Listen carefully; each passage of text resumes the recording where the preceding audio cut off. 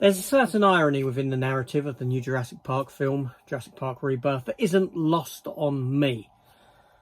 I've just been to see it recently, and I think this is probably the worst film in the Jurassic Park franchise, to be honest.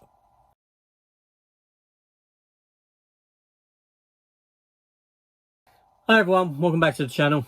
Welcome to my review for Jurassic Park Rebirth, the 7th movie in this now drawn out and honestly quite tired franchise.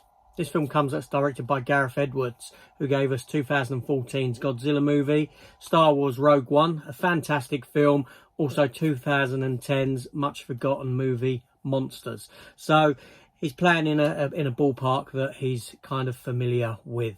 The film was written by David Cope as well, who has a lot of great writing credits to his name, including 1993's original Jurassic Park movie. So that's great, isn't it?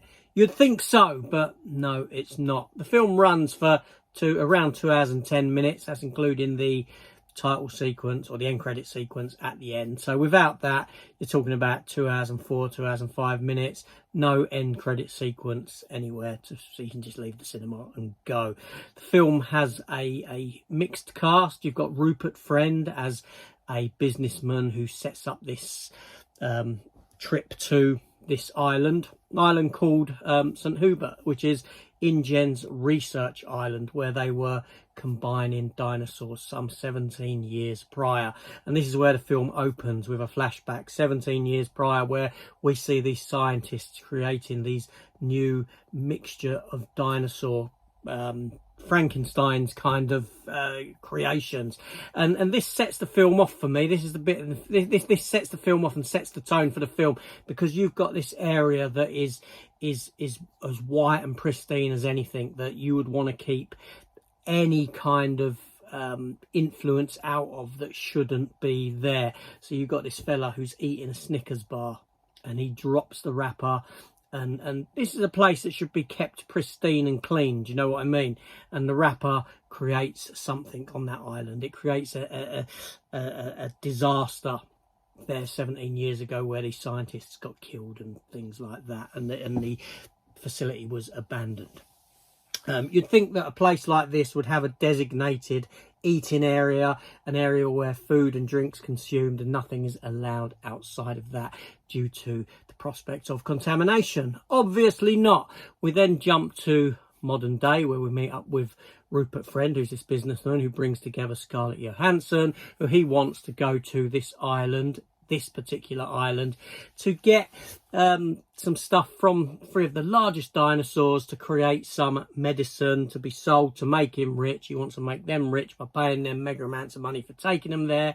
Now, this film here takes a step back from the other Jurassic Park films, the prior 3 Jurassic World movies, I should say. It wants to reset things. Everything that those films have set up, as good or as bad as you may think they are, has been rejected. Yeah, dinosaurs aren't ruling the earth now.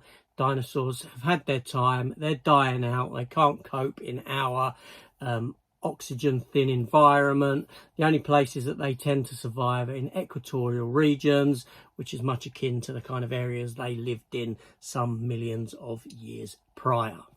So this is a kind of reset for the Jurassic Park franchise, the Jurassic World franchise. So anyway, so they go off to this island. It takes about an hour for them to get onto the island. This is a 2 hour and 5 minute film, remember. The whole first part is a setup with all these characters, and then a big action set piece set on the sea with recognisable dinosaurs from prior films. Obviously, like I said, we have Scarlett Johansson, we have Mahershala Ali as these individuals that are hired mercenaries to get them to the island, keep people safe. Jonathan Bailey plays a scientist. And then there's a family thrown into the mix as well. Yes, a family that is yachting across the ocean in this tiny little yacht. A father, his 2 daughters, one extremely young and annoying, and a rather annoying boyfriend of the older daughter. Seriously, these are unlikable characters. And this is where the film falls down. There's no character in this movie that you like, seriously speaking. At least in the other Jurassic World films, you liked the characters that were in there. Chris Pratt's character, Bryce Dallas Howard, you liked those characters. And there are other interesting characters around them as well that you liked or disliked. This film here is just full of people that you dislike. It's a poorly written movie. Yes, it looks fantastic. The special effects look great. I can't knock that. It's just for the 2 hours and 5 minutes that I was sat watching this film, Christ, I was bored. I was bored. This is probably the single most boring Jurassic Park film I've ever sat down and watched. And like I said, there's a certain irony in the narrative of it. And this comes into play in the fact that at the beginning of the film, it's actually stated that audiences are no longer interested in dinosaurs. People are no longer interested in those dinosaurs that are living in the world, living in the wild, that are dying out. People are over it, much like this franchise of movie.